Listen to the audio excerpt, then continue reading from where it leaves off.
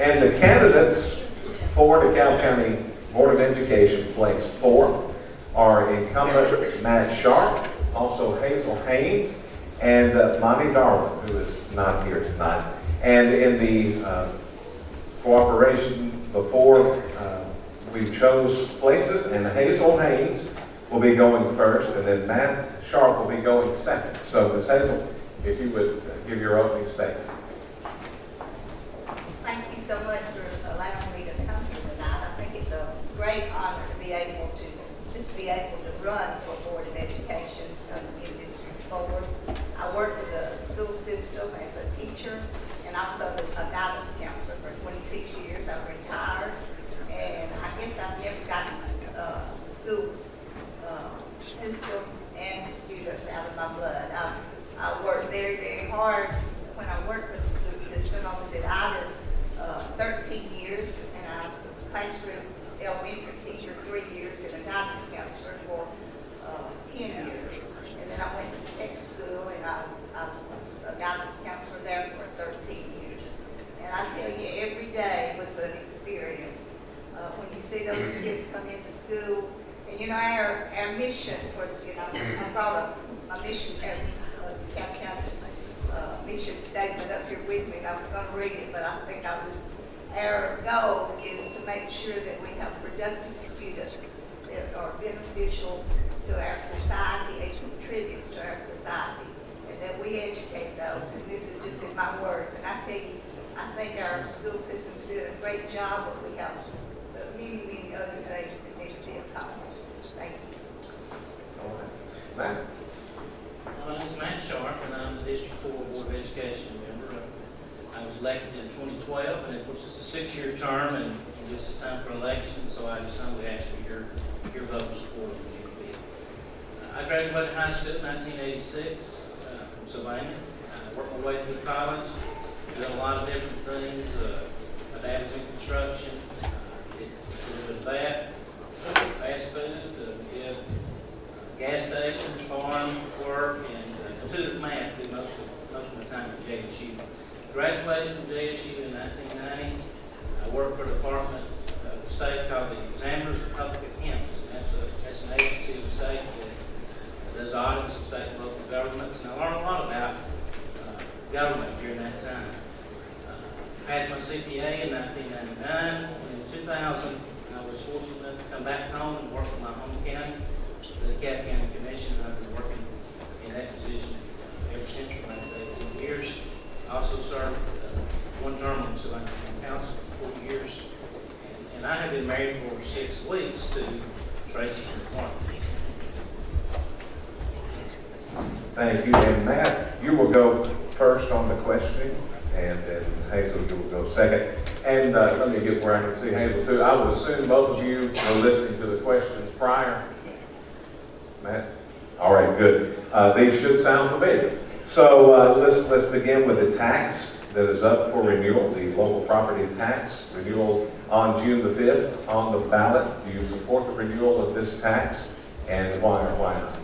I absolutely support this renewal. This is the first time in the history of the county that we've had all of the county education property taxes on at the same time. It's very important that we get this passed, regardless if you vote for me or not. I think this is going to be one of the most important items on the ballot for education for this tax. We've been working on it, like Mr. Reed said, for several weeks, trying to get it on the ballot. And succeeding in doing that. 100% support this tax.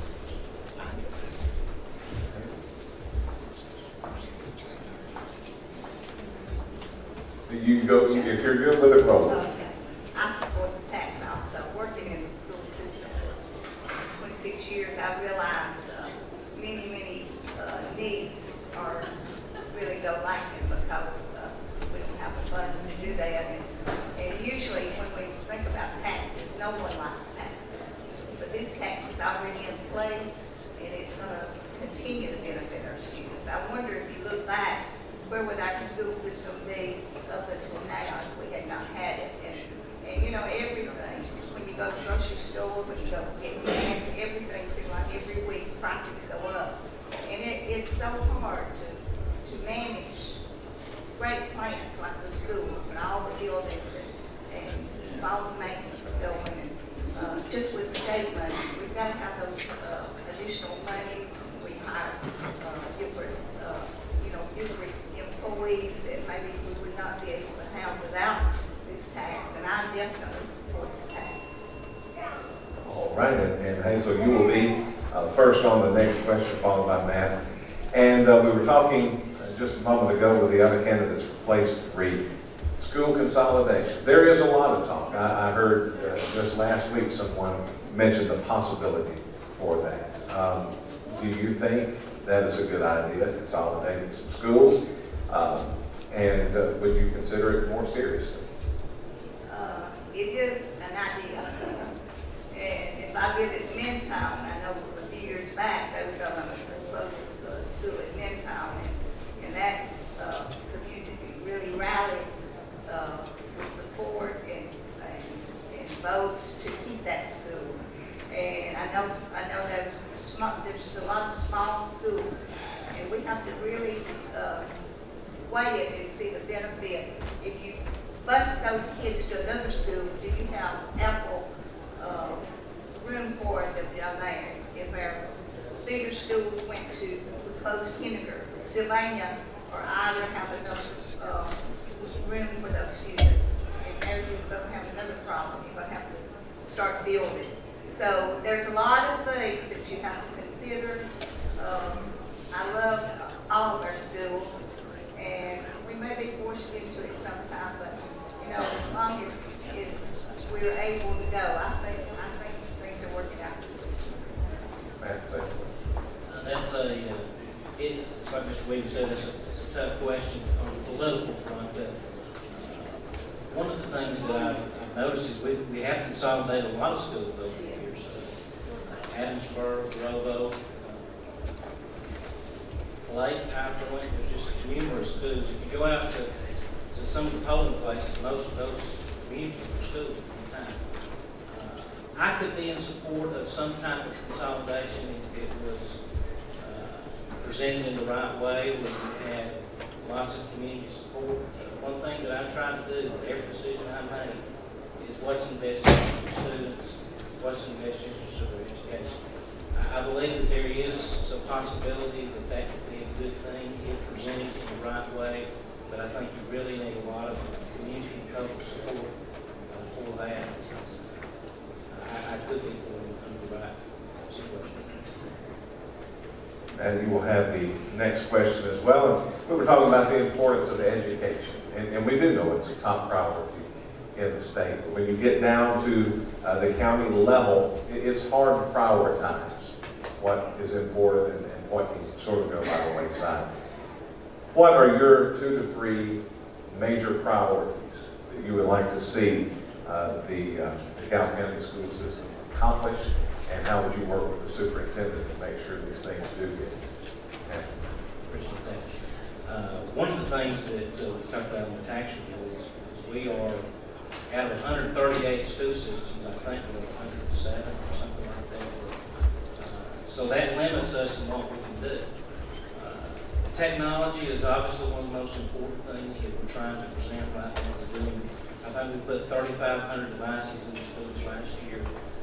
We put a backbone into the school system last year for our infrastructure. So that's extremely important.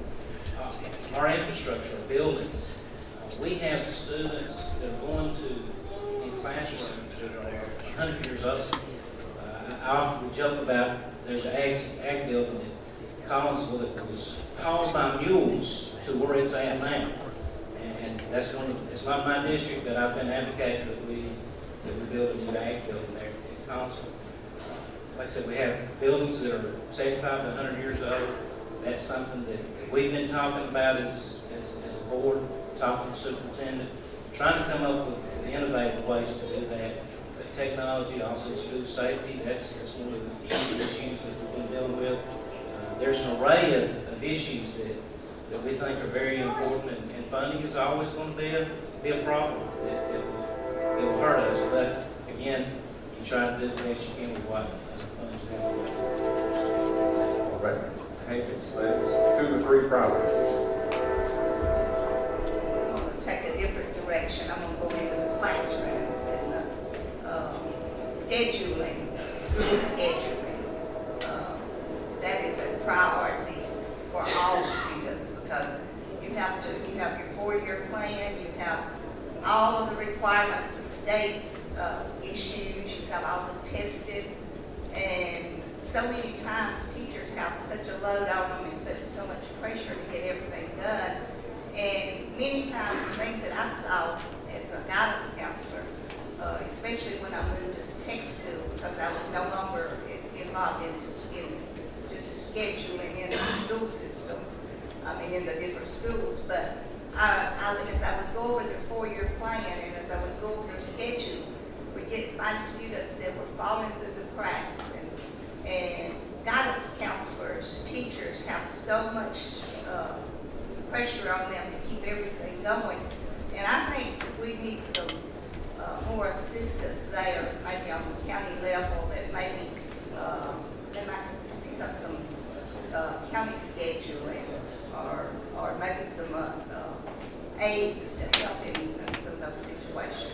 Not only that, school safety again. I went to Kindergarten school the other day, and I was so impressed with their safety plan. When I went to the door, I was just going to open it, and there was no way to open it. So they had to buzz me in, and I thought they're really working hard to get this safety plan in place. And then our last thing, I think, just the system as a whole, we've got to work it in unity. We've got to have the priorities that we're going to be the best system in the state of Alabama. Thank you. Thank you. And Hazel, you are up next again on this question. And I want to this go around with the last group. It seemed more talk on charter schools, but I want to kind of split it 50-50. So if you could allocate your time about 50% on one and 50% on the other. Of course, now charter schools under certain conditions are allowed to operate within the state. What are your thoughts on not only charter schools, but also private schools? We see several private schools that are starting to flourish, and a lot of parents are pulling out of public education and going to private schools. What are your thoughts on those two elements of the schools? Going back to my position as a guidance counselor, we had many students and parents call quite often about enrolling. They wanted their child to go to a private school, but they wanted them to go to the public school, maybe for tech school or for sports or different things in the school. And of course, that was against the county policy. But I think as we see in society change and the school system change, one problem I might resist would be discipline. If they're not really classified as our student, how could we control their behavior? And then I know that would be worked out with the superintendent and the board and the state and all of that. But another thing, it may come down to where we will have to offer those services, and it may come down from the state level or from the county level. And it would just be something we'd have to look at and whatever preparations we have to make. And I couldn't really say I'm for or against. I'm just saying that we're not there yet. Matt, same question. When it comes to either virtual schools, home schools, private schools, I think that's anybody's choice, how they want to educate their children. Everybody's paying taxes. Everybody wants to raise their children in their own way they want to do it. One direction I want to go with this is that we have what we call our virtual academy. And that particular school helps so much in meeting needs that may not meet every situation. For instance, someone may be a homeschool student, but they need certain classes that maybe they don't feel comfortable doing at home, and so we have the virtual school. We started that a couple of years ago. I think we're up to 80 students in that, and we get about $5,300 a year, if I'm not mistaken, to the first student toward running that virtual school. So I think that's an alternative that we've got. I'll be honest, I don't know a whole lot about charter schools. I I don't think it's something that we're going to have to see here in DeKalb County, unless we do see private schools, home schools. Everybody's got their own choice in how to do that. And I think that we should try to accommodate as many students as we can here. And Matt, the final question goes to you, and then we'll reverse the order for the closing statements.